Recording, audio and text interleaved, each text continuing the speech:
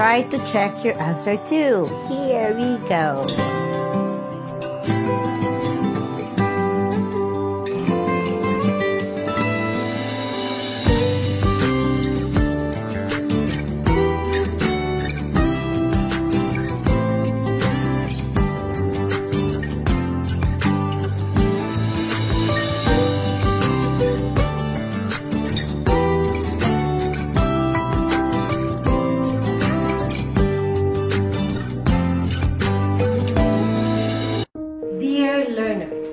Remember this, bawat tao ay mahalaga, kaya dapat natin silang igalang sa salita man o sa gawa.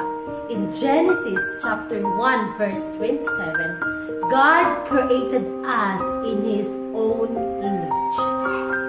I hope you've learned something.